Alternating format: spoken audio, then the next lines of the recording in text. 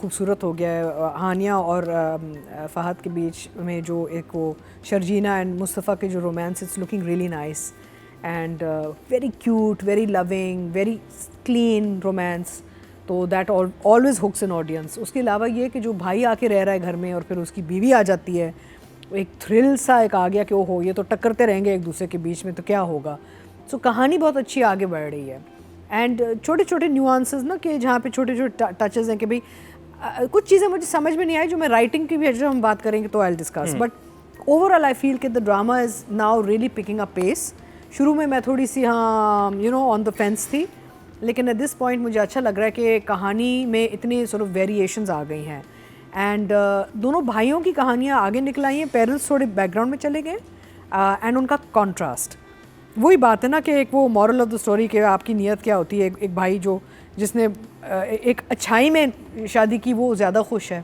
आपको याद है वो किचन में जब खड़ा होता है कहता है कि मुझे कॉम्बिनेशन तो ये चाहिए कि हो वो कमीना, हाँ शर्जीना जैसी, पैसा मेरी वाली बीवी जितना हो और उसकी आदतें इस जैसी हों। हाँ, तो wants everything basically. Although I have to say again I will discuss this when we go into writing. मैं यहाँ पे एक और चीज़ कहना चाह रही हूँ बिकॉज हमारी ऑडियंस माशाल्लाह से मैं आपके कमेंट्स पढ़ती हूँ and people are very involved in our show which is lovely. Thank you so much and आप सबका बहुत बहुत शुक्रिया कि आपने मुझे इतना वेलकम किया है coming back on the show. यहाँ पे मैं सोच रही थी इसके बारे में कि हमारे शो के ड्यूल पर्पस है, एक तो ऑडियंस एंड व्यूअर देख रहा है, दूसरा एस्पायरिंग राइटर्स, डायरेक्टर्स, एक्टर्स वो भी देख रहे होंगे। तो थोड़ी सी हमें टेक्निकल बातों में भी जाना चाहिए ताकि वो लोग जो एक्टर्स बनना चाह रहे हैं या डायरेक्शन में जाना चाह रहे हैं, बहुत से हमारे मार्केट में एडीज़ हैं जो डायरेक्टर्स बनना चाह रहे हैं, उनके लिए भी ये शो थोड़ा सा टेक्निकली इन्फॉर्मेटिव होना चाहिए so that it helps their careers also. So I am looking at it from that perspective as well, you know the overall. But the drama कभी मैं कभी तुम डेफिनेटली बहुत यानी कि अपवर्ड उसका एक ट्रेंड चल रहा है फॉर मी स्टोरी वाइज। तो अधिका जी वैसे नॉर्मली अगर हम स्टोरी की बात करें तो स्टोरी हमने ये बहुत दफ़ा देखी हुई है इस तरह की स्टोरी। आपको क्या चीज़ है जो कि इस ड्रामे को मुख्तलिफ बना रही है पहले इस तरह की कहानियों से? आई थिंक ट्रीटमेंट, इसकी ट्रीटमेंट बहुत अच्छी हुई है, डायरेक्शन बहुत अच्छी लग रही है मुझे डायरेक्शन एंड है। I mean it's not typical सास बहू, एक दो भाइयों के बीच में जो कॉन्फ्लिक्ट्स हैं, फिर उनकी बेगमों के जो कॉन्फ्लिक्ट्स हैं, दो औरतें घर में रह रही हैं। डोंट फॉरगेट कि दोनों both girls are living in the house also, very awkward, very uncomfortable. जो रबाब है वो रुबाब फिर भी थोड़ी सी वो क्योंकि लाड़ी डा है तो एक्सेप्टेंस में चली गई, लेकिन शर्जीना के लिए तो बड़ा मुश्किल ये एक फेज़ है। तो आई थिंक ऐसी कहानी बहुत कम दिखाई गई है कि पहले एक भाई से मंगनी हुई थी, फिर दूसरे से शादी कर ली और फिर वो घर में आके रह रहे हैं साथ। So it is a little unusual the story I feel compare to जो हम जनरली दिखाते हैं। तो कौन सी इमोजी आपके पास? इमोजी कर रहे हैं ना कि वो शर्जीना को देख के उसका एक दिल चाहता है कि ऐसी बीवी होनी चाहिए।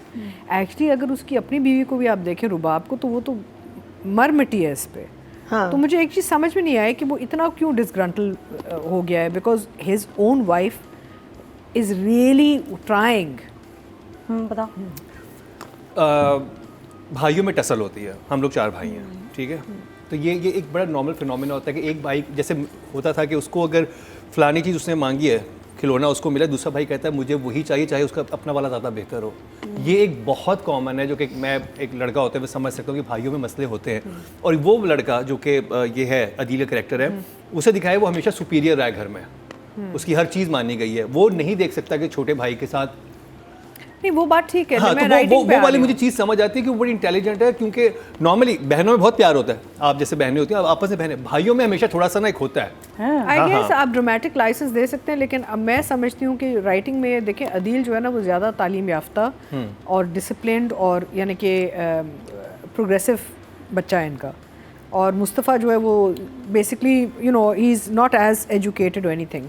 तो एक्चुअली ये insecurities should have maybe been part of Mustafa's character, not Adeel. लेकिन Adeel is being, it's my opinion, I think Adeel is being very strange because his wife adores him and yet he is feeling कि he wants another woman. देखें, उसने अपने लिए पसंद किया था शर्जीना को, असल में उसकी ट्रॉफी शर्जीना थी।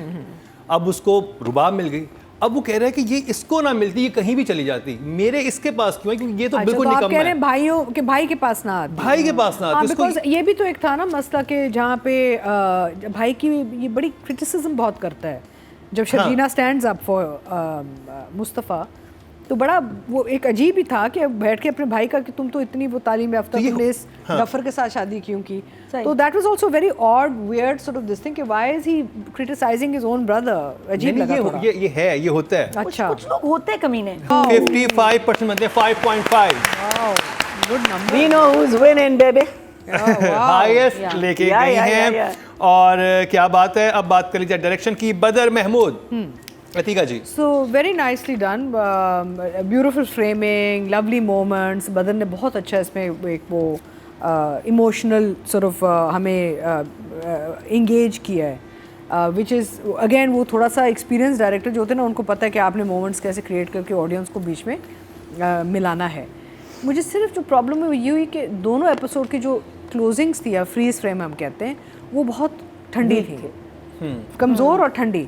अब ये अक्सर मैं देखती हूँ कभी कभार बदर के साथ ही होता है, कभी या तो एपिसोड ढीला पड़ जाता है या फिर एंडिंग थोड़ी कमज़ोर हो। सो आई वाज लाइक बट ये फ्रीज फ्रेम्स बन नहीं रहे थे, तो पहले काट देते या कुछ और डाल के काट देते, तो एंडिंग दोनों एपिसोड्स की बहुत कमज़ोर थी।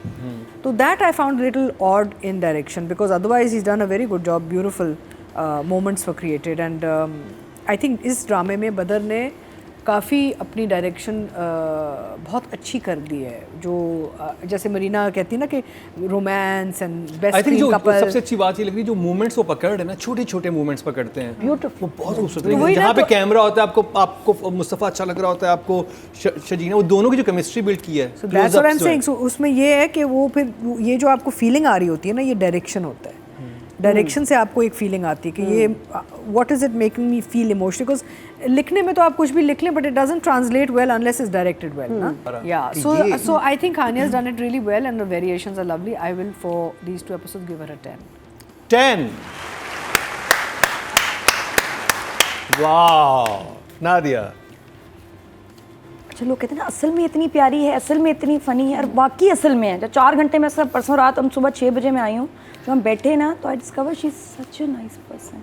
इतनी फ़नी है, इसने मुझे इतना हंसाया और मैंने इसको इतना हंसाया। फिर हमें खुशहाल ने मुझे पश्तो सिखा रहा था, मैं खुशहाल अजीब अजीब लफ्ज़। हाँ, बट वाकई शी इज़ मतलब मैं हैरान थी कि 4 बजे सुबह के आप सड़े हुए होते हैं, इतना हंसे और इतनी क्यूट है वो लड़की बच्ची कि जितनी है और उतनी माशाल्लाह खूबसूरत। अल्लाह पे बड़ा उसका ख़ास करम है।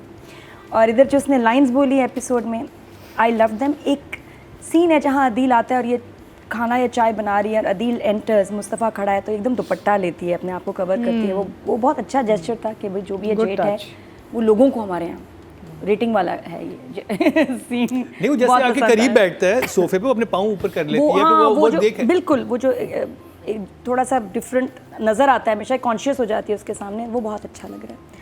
बाकी मैं वैसे ही थोड़ा सा मेंशन करूँ कि बुशरा आपा ड्रामे में उनके हस्बैंड इसमें दिखाए में बीमार, रियल लाइफ में भी मैं कल बुशरा आपा से मिली तो उनके हस्बैंड का बहुत बड़ा ऑपरेशन हुआ है, तो दुआ करें कि ही फील्स बेटर। अच्छा। और बुशरा आपा बहुत कमज़ोर मुझे लग रही है, वो कह रही हैं कि मैं इतने स्ट्रेस में रही हूँ कि मेरे हस्बैंड बीमार रहे हैं, उनकी सर्जरी हुई मेजर, तो या अल्लाह उनको शिफा दे। तो ड्रामे में भी टेंशन है, रियल लाइफ में भी कभी कभी वैसा ही आपके साथ चल रहा होता है। बट हानिया इज़ अमेजिंग, और जो उसने सुनाई है जिस तरह अदील को, या she is also 10 for me. 10।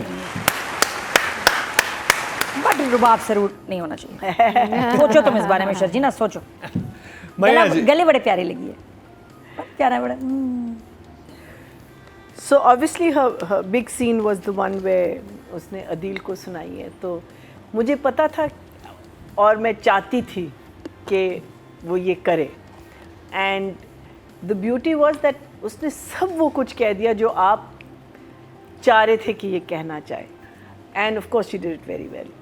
और ये भी मुझे पता था कि this guy is going to walk away just before she says the main thing, और फिर मैंने कहा नो, जब वहाँ से चला गया।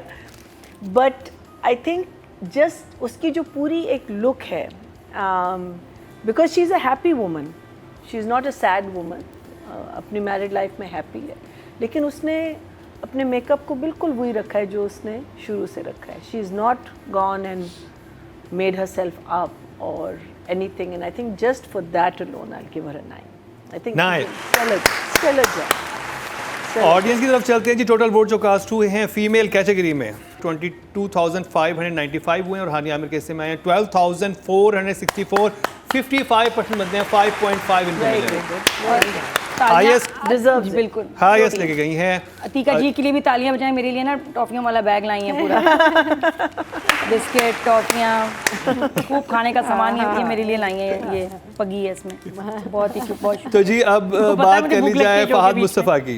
अतीका जी मुझे जो एक बहुत ये बात अच्छी लग रही the way he is performing this character Mustafa कि ये याद रखें कि ये एक ऐसा लड़का है जिससे शायद कभी लड़की के साथ डेट भी नहीं गया जो समझ आ रही है कि ही इज़ बेसिकली रॉ और सडनली वो he is been thrown into marriage और एकदम से शादी हो गई, बीवी आ गई और उससे तो शायद कभी एक भी दफ़ा डेट नहीं की। You know he is a boy वो अपने गेमिंग में लगा रहता है, अपने ऑनलाइन काम में लगा रहता है and suddenly there is this woman depending on him and emotional needs हैं, अदर नीड्स हैं और फिर एकदम से वो लिपट जाती है उससे। जो सीन था ना जब वो उससे लिपटती है, I loved how Fawad Mustafa kind of वो स्टिफ हो जाता थोड़ा yeah he kind of his body language जो body language थी ना बड़ी अच्छी थी because he behaved like a boy or a man of that in that situation would behave कि यार I'm not comfortable, I'm not a playboy, I'm not, I've never you know suddenly एक लड़की आके लिपट गई है मेरे साथ तो अब मैं क्या करूँ इसका उसका एक्सप्रेशन यही था ना कि मैं what should I do with her you know so I really loved the way he reacted to that action and I think Fahad Mustafa is a very refined experienced well rounded well groomed actor उनको अपना craft बहुत अच्छी तरह आता है।